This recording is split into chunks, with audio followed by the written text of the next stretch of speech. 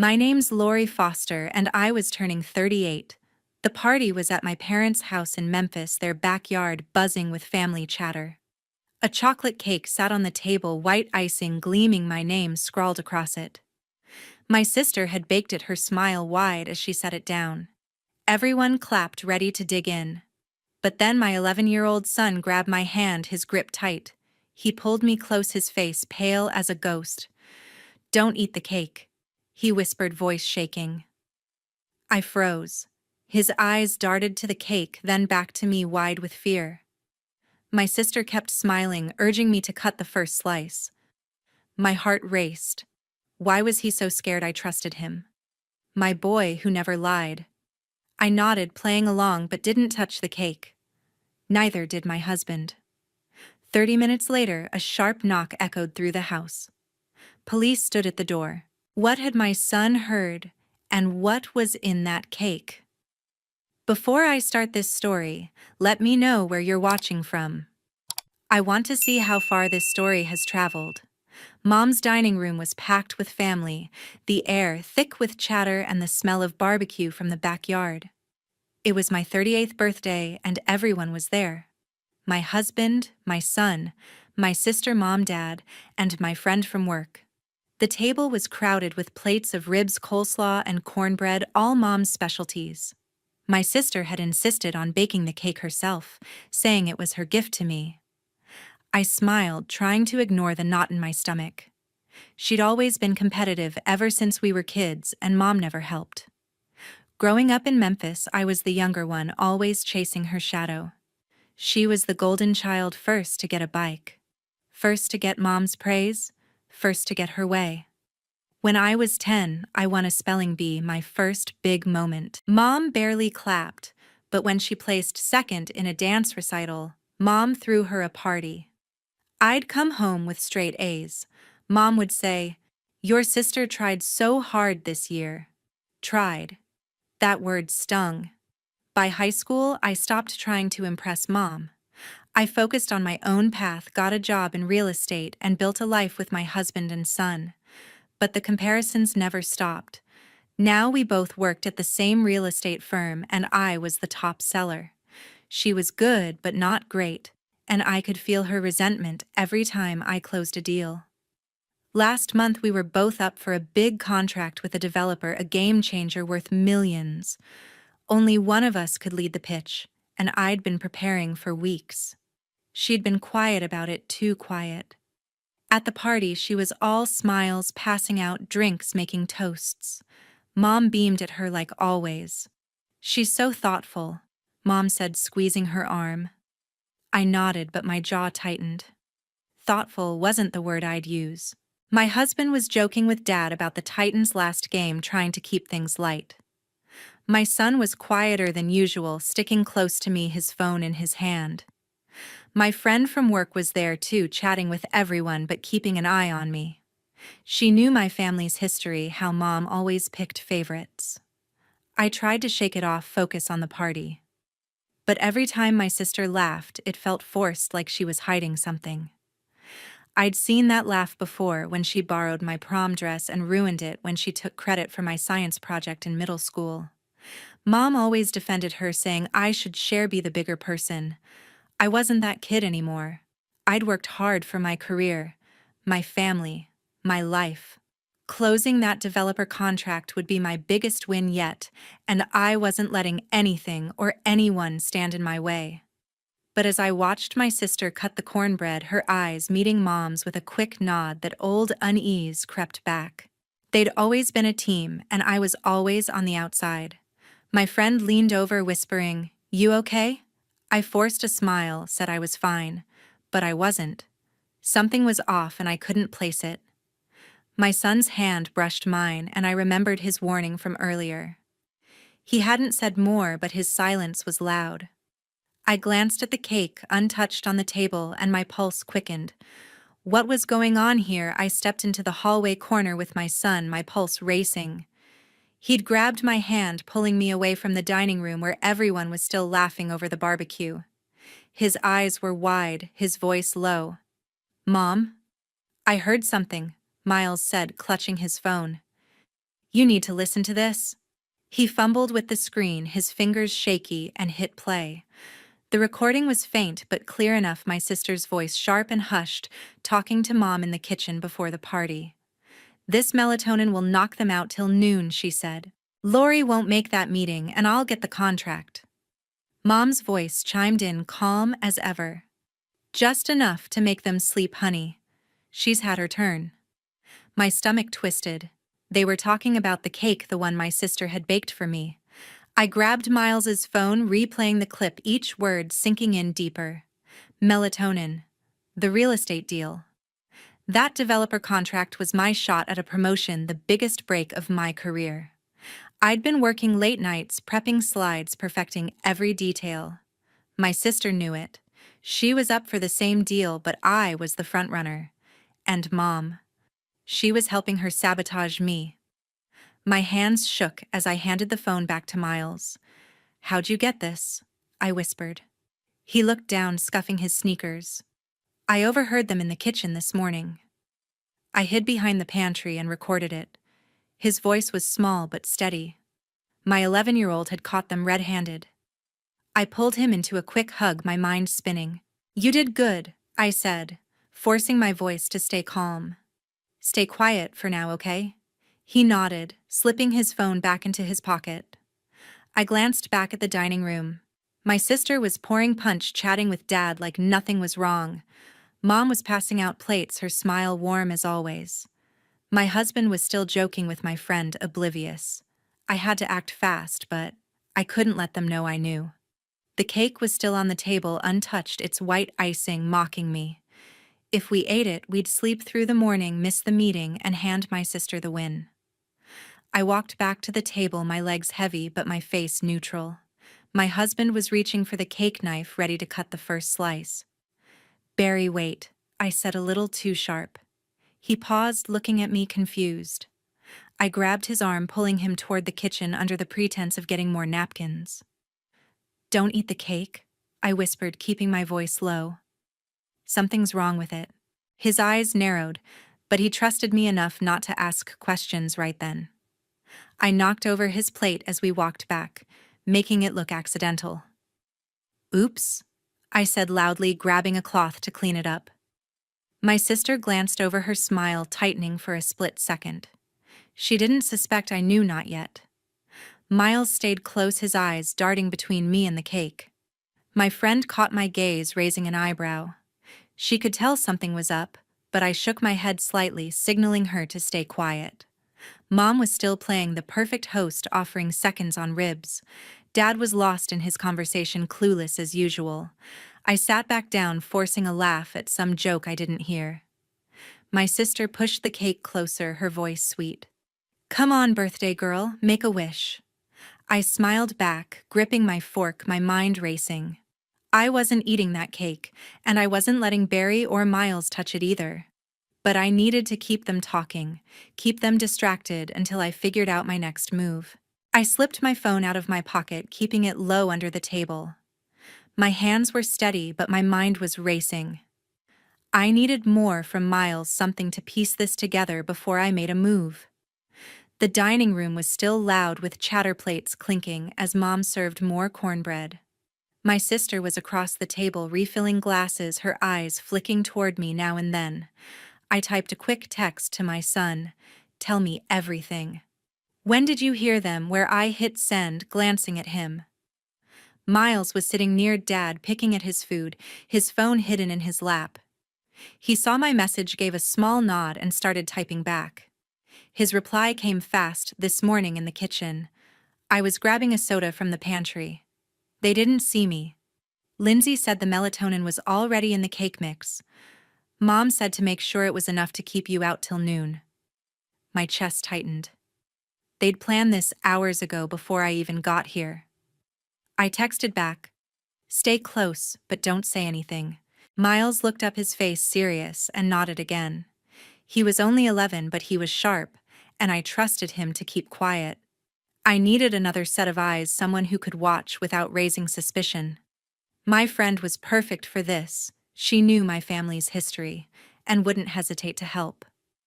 I caught her gaze across the room, and tilted my head toward the kitchen doorway. She excused herself from her conversation with my husband and followed me to a quiet spot near the stairs. "Robin," I whispered, keeping my voice low. "Something's up with my sister and Mom. Can you watch them? Especially around the cake." Her eyes narrowed, but she didn't ask questions. "Got it," she said, squeezing my arm. "I'll let you know what I see." Robin went back to the dining room, blending in effortlessly. She grabbed a drink and stood near the dessert table, chatting with a cousin, but keeping her focus on my sister. I stayed near the doorway, pretending to check my phone, my eyes scanning the room. My sister was now hovering near the cake, adjusting the candles with a little too much care. She glanced at Mom, who was busy handing out napkins, and then back at the cake. Her fingers lingered on the edge of the platter like she was checking something. My stomach churned. What was she making sure of? Robin texted me a minute later. "She's acting weird. Keeps touching the cake platter and looking at you." Mom just nodded at her from across the room. I swallowed hard, my suspicion growing. Robin was sharp. She'd worked with me in real estate for years and could read people like a book. If she thought my sister was up to something, I believed her. I texted back, "Keep watching. Let me know if she does anything else." Robin gave a subtle thumbs up from across the room, her face casual, but her eyes locked on my sister. I moved back to the table, sitting next to my husband. Barry was laughing at something Dad said, completely unaware of the storm brewing. I leaned close, keeping my voice low. "Barry, stay sharp. Don't touch the cake," I said, my tone firm. He gave me a puzzled look but nodded, trusting me like always. I couldn't tell him everything yet, not with my sister and Mom so close. Mom was now circling the table, offering seconds on punch, her smile as warm as ever. But I saw it now, the way her eyes darted to my sister, like they were sharing a secret. It made my skin crawl. My phone buzzed again. Another text from Miles. "I heard Mom tell Lindsey to push you to cut the cake soon. They're watching you." I glanced at my son, his face half hidden behind his glass. He was playing it cool, but I could see the worry in his eyes. I typed back, "Good job. Stay calm." My sister was back at the dessert table now, her hands brushing the cake platter again. Robin caught my eye, tilting her head slightly toward my sister, confirming what I already knew. Something was definitely wrong with that cake, and they were both in on it. I took a deep breath, forcing myself to smile as my sister called out, "Ready for the birthday girl to cut the cake." Her voice was bright, but I caught the edge in it, like she was testing me. I waved her off, saying I needed a minute, and grabbed a plate of ribs to look busy. My mind was spinning. The developer contract was tomorrow morning, and I'd spent weeks preparing for it. If I missed that meeting, my sister would swoop in, take the lead, and claim the deal. She'd always wanted to outshine me, and Mom was helping her do it. I wasn't going to let that happen. Not on my watch. The dining room fell quiet for a moment, just long enough for me to take a deep breath and steel myself. My sister was still standing by the dessert table, her hands clasped tightly, waiting for me to cut the cake. I wasn't ready to show my cards yet, but I couldn't let this slide. I stood up, pushing my chair back, and walked over to her. "Lindsey," I said, keeping my voice light but firm, "you spent a lot of time on this cake. What's in it?" The question hung in the air, simple but pointed. Her eyes flicked to me, then away, a nervous smile tugging at her lips. "What do you mean?" Lindsey said, her tone too casual, like she was brushing off a joke. "It's just chocolate cake, your favorite." "Why?" Her hands fidgeted, smoothing her apron, and I caught a slight tremor in her fingers. She was good at playing innocent, but I'd known her too long to buy it. I leaned closer, lowering my voice so only she could hear. "Just curious. Anything special in the mix? You know, to make it extra relaxing." Her smile froze, and for a split second her eyes widened before she forced a laugh. "Relaxing? Come on, it's just a cake. You're being weird." Mom was quick to jump in as always. She stepped between us, her hand on Lindsey's shoulder, her voice warm but sharp. "Lori, what's this about? Your sister worked hard on that cake. Don't make a fuss on your birthday." Her tone was the same one she'd used my whole life defending Lindsey dismissing me. It stung, but I wasn't surprised. I kept my eyes on Lindsey, ignoring Mom for now. "Just checking," I said, smiling tightly. "Wouldn't want anyone getting sick." Lindsay's laugh was louder this time, almost shrill, and she turned away, busying herself with the punch bowl. I sat back down, my heart pounding but my face calm. My son was watching me. His fork paused midair. I gave him a subtle nod, signaling him to stay quiet, but he couldn't hold back. "Mom," Miles said, his voice cutting through the chatter, "you shouldn't eat the cake. It's not safe." The room went still. My husband Barry looked up, his brow furrowing. My friend Robin set her glass down, her eyes locked on me. Dad glanced over, confused, but silent. Lindsay spun around, her face flushing. "What's that supposed to mean?" she snapped, her voice sharper than she meant it to be. Mom's hand shot out, grabbing Lindsay's arm. "Miles, honey, don't be silly," Mom said, her smile tight. "It's just a cake." Miles didn't back down. "I'm not being silly," he said, his voice steady for an 11-year-old. "I know something's wrong with it." His eyes met mine, and I saw the same resolve I'd felt when he showed me that recording. I reached for his hand under the table, squeezing it to tell him he'd done enough. But his words had shifted the mood. The cousins at the table exchanged looks, and Barry leaned toward me, whispering, "What's going on?" I shook my head slightly, not ready to explain in front of everyone. Lindsay was glaring at Miles now, her hands clenched, and Mom was talking fast, trying to smooth things over. "Let's not ruin the party," she said, passing out more napkins like nothing had happened. I couldn't wait any longer. I slipped my phone out, keeping it low, and dialed 911. My voice was quiet but clear as I spoke to the dispatcher. "Hi, I'm at a family party in Memphis, and I have reason to believe someone tampered with the food. Can you send someone quickly?" I gave the address, my parents' house, and hung up before anyone noticed. My hands were shaking, but I kept my face neutral, picking up a piece of cornbread like everything was fine. Lindsay was back at the dessert table, her movements stiff like she was trying not to look at me. Mom was hovering near her, whispering something I couldn't hear. They were nervous, I could feel it. Robin caught my eye from across the room, her expression asking if I was okay. I gave her a small nod, grateful she was there. Barry was still watching me, his jaw tight, but he trusted me enough to stay quiet. The rest of the family was starting to eat again, the tension easing for everyone but us. I kept my eyes on Lindsay, waiting for her to slip up. She didn't. She was too good at this, playing the perfect sister, the perfect daughter. But I wasn't the little girl who let her walk all over me anymore. I'd built my career, my family, my life, and I wasn't letting her or Mom take that away. The police would be here soon, and I'd make sure the truth came out. A sharp knock at the front door cut through the hum of the party. My pulse quickened, but I kept my face steady, picking at my plate like nothing was wrong. The cousins were still chatting, and Dad was telling another football story, oblivious to the shift in the air. My sister froze, her hand hovering over a stack of napkins. Mom's smile faltered, her eyes darting to the door. I stood up, brushing my hands on my jeans, and said, "I'll get it." My voice was calm, but inside I was bracing for what came next. Two officers stood on the porch, their badges glinting under the porch light. "Evening, ma'am," the taller one said. "We got a call about possible tampering with food at this address. Can we come in?" I nodded, stepping aside, my heart pounding but my expression neutral. The room went quiet as they walked in, their boots heavy on Mom's hardwood floor.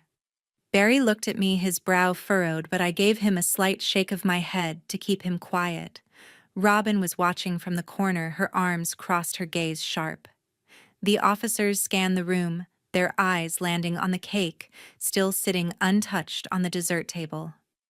"We need to ask a few questions," the second officer said, pulling out a notepad. "Who made the cake?" Lindsay's face went pale, her hands twisting together. "I did," she said, her voice a little too high. "It's just a chocolate cake, nothing special." She forced a smile, but it didn't reach her eyes. Mom stepped forward, her hands clasped tightly. Officers, this is a family party. There's no need for this. My daughter made that cake with love. Her voice was warm, but I caught the tremor in it. Before I could say anything, Miles stood up his chair, scraping against the floor. I called you. He said, his voice clear, but shaking slightly. My jaw dropped. I'd called 911, but I hadn't known Miles had too. I heard something about the cake, he went on, looking straight at the officers. It's not safe for my mom to eat it. The room felt like it stopped breathing. Lindsay's eyes widened and she took a step back, bumping into the table. Mom's hand flew to her chest, her face flushing. Miles? Honey, what are you talking about?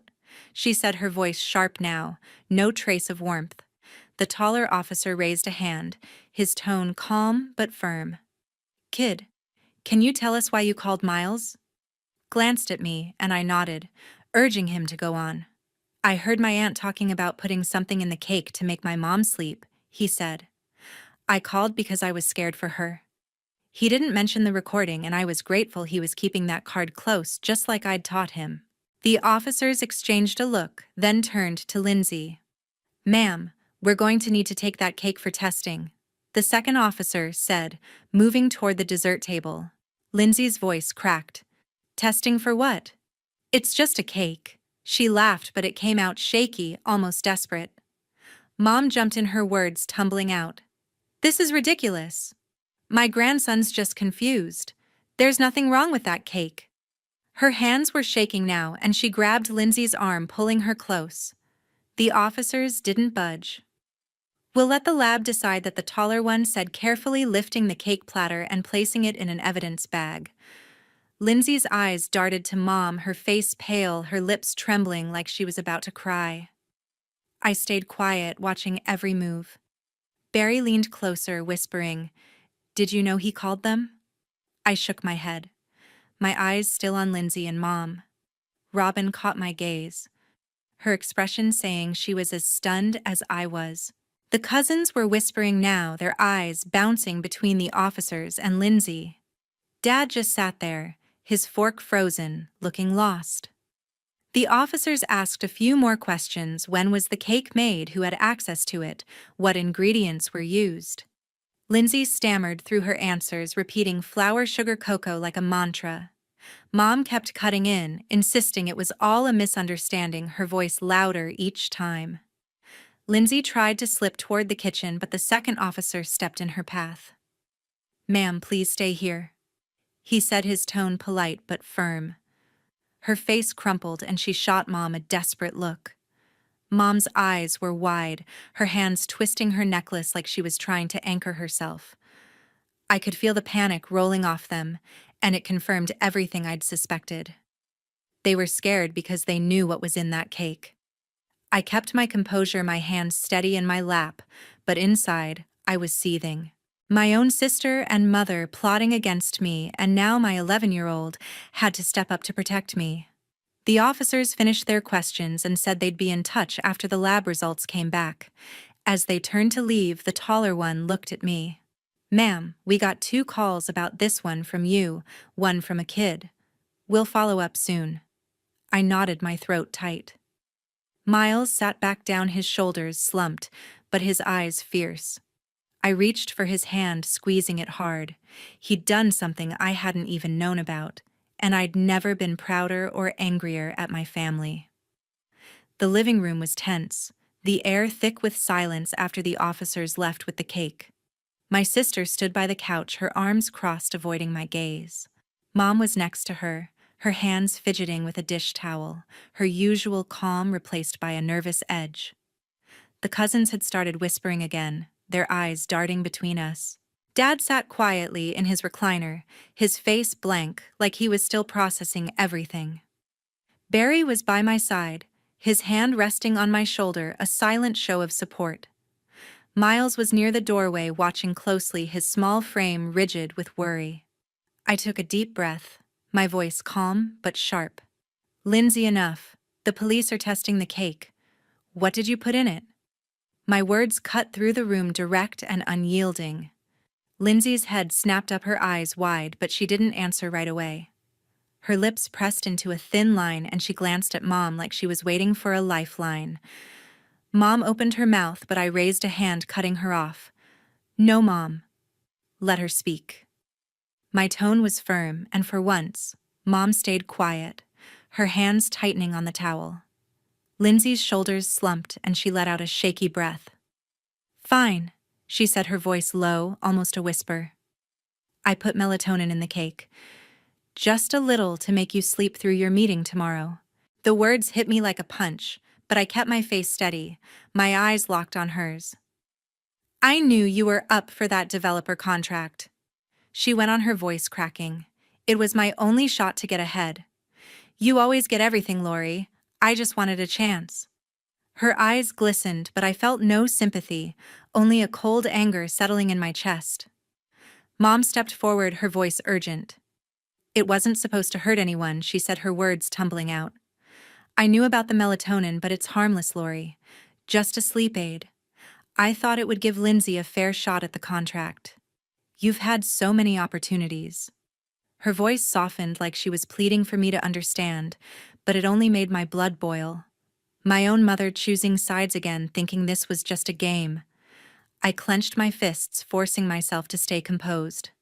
Harmless, I said, my voice low. You thought drugging my family was fair. Robin stepped forward from the corner, her expression hard. I saw her acting strange, she said, her voice steady, cutting through the tension. Lindsey kept hovering around the cake all night, checking it, looking at you, like she was waiting for something. I told Lori earlier, and I'll tell the police the same thing. Her words were like a hammer nailing Lindsey's guilt. Lindsey's face crumpled and she sank onto the couch, covering her face with her hands. Mom's eyes widened and she reached for Lindsey, but her hand froze mid-air like she knew there was no fixing this. Barry squeezed my shoulder, his voice low. You okay? I nodded, but my mind was racing. Miles moved closer, his eyes flicking between me and Lindsey. I knew something was wrong, he said quietly, his voice steady despite his age. I reached for his hand, grateful for his courage. Dad finally spoke, his voice rough. What were you thinking, Lindsey? He sounded tired, disappointed, and for the first time I saw him look at her without his usual softness. Lindsey didn't answer, her head still in her hands, her shoulders shaking. I turned back to Mom, my voice cold. You knew and you let it happen. You chose her over me, over my family. Mom's face fell, her eyes filling with tears. Lori, I didn't mean it like that, she said, her voice breaking. I just wanted things to be even. Even. The word stung, a reminder of every time she'd favored Lindsey, every time I'd been pushed aside. I shook my head, done with excuses. This isn't about even, I said. This is about betrayal. The room stayed quiet, the weight of the truth settling over everyone. The cousins had stopped whispering, their faces a mix of shock and unease. Robin stood firm, her arms crossed, ready to back me up. Barry kept his hand on my shoulder, grounding me. Miles stayed close, his small hand in mine, a reminder of why I was fighting. Lindsey's confession hung in the air, and Mom's weak defense only made it worse. I didn't know what the police would find in that cake, but I knew one thing for sure: my family would never be the same. The dining room was silent, the weight of Lindsey's confession still hanging heavy. My sister sat slumped on the couch, her face buried in her hands, while Mom stood beside her, clutching the dish towel like a lifeline. I took a deep breath, my voice firm but cold. Lindsey. Mom, you need to leave. Now. Lindsey's head jerked up, her eyes red and glistening. Lori, please. She started, her voice trembling. I didn't mean to hurt you. I cut her off, my hand raised. You drugged my cake to sabotage my work. You don't get to stay. My words were sharp, final, leaving no room for argument. Mom stepped forward, her face pale, her voice pleading. Lori, this is my house. You can't just... I turned to her, my gaze unwavering. You helped her, Mom. You knew and did nothing. Get out or I'll call the police back. My tone was steady, but my heart was heavy, each word cutting deeper than I'd expected. Mom's mouth opened, then closed, her hands dropping to her sides. Lindsey stood slowly, her movements shaky like she was moving through water. She grabbed her purse, her eyes darting to Mom, but Mom was frozen, staring at me like she didn't recognize her own daughter. "Let's go," Lindsey muttered, tugging Mom's arm. They moved toward the front door, the silence in the room deafening. Dad started to stand, but I shook my head slightly and he sank back. His shoulders slumped. The cousins watched motionless as Lindsey and Mom stepped outside the door, clicking shut behind them. I exhaled, my body trembling with the effort of holding it together. Barry pulled me close, his arms strong around my shoulders. "You did what you had to," he whispered. I nodded, but the ache in my chest didn't ease. Miles slipped his hand into mine, his grip tight. "I'm proud of you, Mom," he said quietly, his voice steady for an 11-year-old. I squeezed his hand, grateful for him, for Barry, for Robin, who stood nearby, her expression a mix of support and sorrow. The party was over, the joy of my birthday long gone, replaced by a raw, empty feeling. My phone buzzed in my pocket and I pulled it out, my heart skipping a beat. It was the police. I stepped into the hallway, away from the others, and answered. "Ms. Foster, this is Officer Daniels," a calm voice said. "We tested the cake. It's got melatonin, a significant amount, enough to knock someone out for hours. We'll need to follow up with you and your sister." I closed my eyes, the confirmation hitting like a wave. "Thank you, officer," I said, my voice low. "I'll be in touch." I hung up, the reality sinking in. They'd tried to derail my life, my career, and they'd almost gotten away with it. I walked back to the dining room where Robin was gathering plates, trying to keep things normal for the cousins. "The police called," I said, my voice carrying across the room. "They found melatonin in the cake, just like Lindsey said." The cousins gasped, their murmurs starting up again. Dad's head dropped, his hands covering his face. Robin set the plates down, her eyes meeting mine. "I knew something was off," she said, her voice firm. "I'm here for whatever you need, Lori." I nodded, grateful for her loyalty, for the way she'd stood by me through this mess. I turned to Barry and Miles, my resolve hardening. "We're done here," I said. "I'm not letting them near us again." Barry nodded, his jaw tight, understanding what I meant. Miles looked up at me, his eyes searching.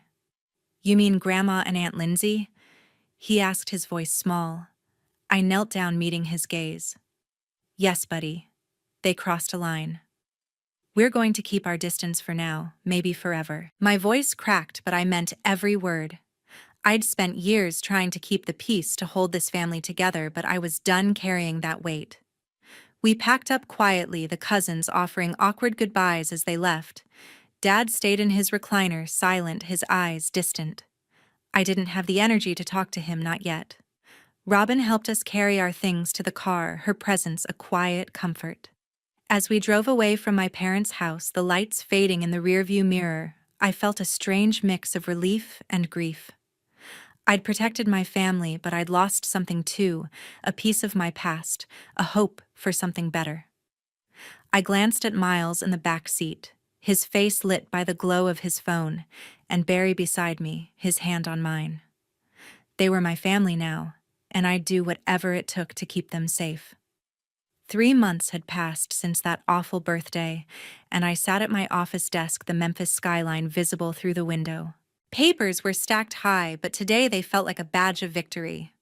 I adjusted my blazer, took a deep breath, and signed the final page of the developer contract. The pen felt heavy, not from doubt, but from the weight of what I'd overcome. My boss, Mr. Hargrove, stood across the desk, a rare smile on his face. "Lori, this is big," he said, shaking my hand. "The board's impressed. They're promoting you to senior manager next week." I nodded, a quiet strength settling in my chest. "Thank you," I said, my voice steady, though inside I was soaring. Barry had been by my side through every late night preparing for this deal. He'd brought coffee to my home office, listened to my pitches, and reminded me I was enough when doubt crept in.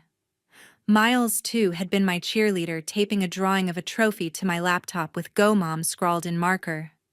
Their support carried me through the long days after the party when the sting of betrayal still lingered. I hadn't spoken to Lindsey or Mom since that night, and I wasn't ready to. The contract and promotion weren't just wins, they were proof I didn't need their approval to succeed. Word about Lindsey's actions had spread through the real estate circle. A colleague, Sarah, had pulled me aside at a networking event last week. "People are talking," she'd whispered. "Lindsey's name keeps coming up, but not in a good way. Clients are avoiding her and her firm's sidelining her projects." I'd nodded unsurprised. Lindsey's attempt to sabotage me had backfired. Her reputation was crumbling not because I'd spread the story, but because truth has a way of slipping out. I felt no satisfaction, only a dull ache for what could have been a sister who chose support over jealousy.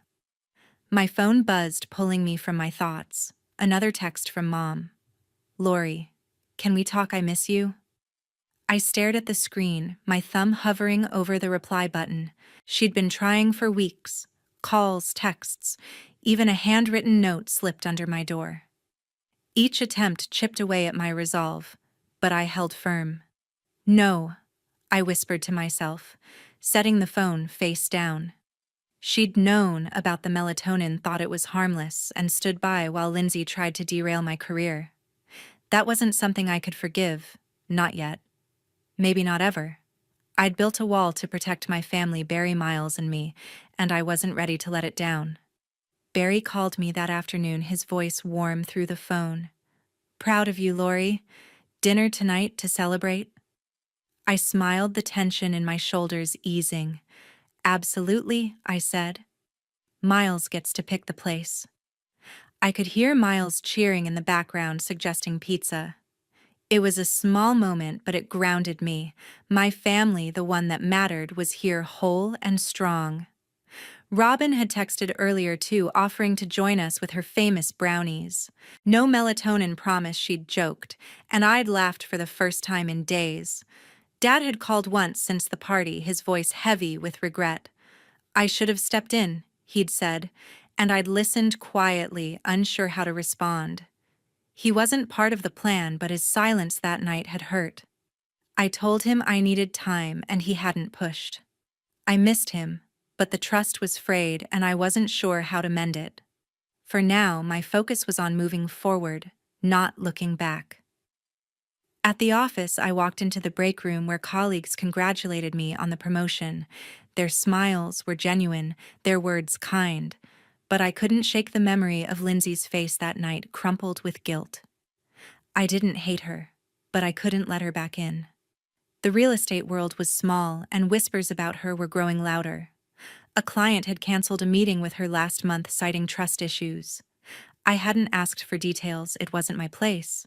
My job was to keep climbing, to show Miles that hard work and integrity won out. That evening at the pizza place, Miles grinned across the table, sauce on his chin. Barry raised a glass of soda, his eyes warm. "To Lori, the toughest woman I know," he said. I laughed, clinking my glass with his. The moment felt right, like a new chapter. But as we ate, my phone lit up again, another message from Mom. "Please, Lori, just one conversation." I turned the phone over, my heart tight. I wanted to believe she could change, but her actions had spoken louder than her words. I looked at Miles laughing with Barry and knew I'd made the right choice. My family was here, and I'd keep moving forward one step at a time. 6 months after that chaotic birthday, our living room was warm with the glow of evening light. Miles sat cross-legged on the couch, his science project spread across the coffee table, cardboard planets, and a tangle of wires. I was next to him, helping glue a model of Jupiter, my mind half on the task, half on the weight of the past year. My phone sat silent on the counter, free of calls or texts from Mom or Lindsey. I'd made my choice clear, and it wasn't easy, but it was final. I'd blocked their numbers, declined their attempts to visit, and stopped attending family gatherings at their house. The door to that part of my life was closed. Miles looked up, his brow furrowed. "Mom, why don't we see Grandma anymore?" His question hit like a stone, simple but heavy. I set the glue stick down, my hand steady but my heart aching. I'd known this moment would come, and I wanted to be honest without burdening him. Miles, I said, my voice calm. Sometimes people we love make choices that hurt us. Grandma and Aunt Lindsey did something that broke my trust. I had to set a boundary to keep us safe.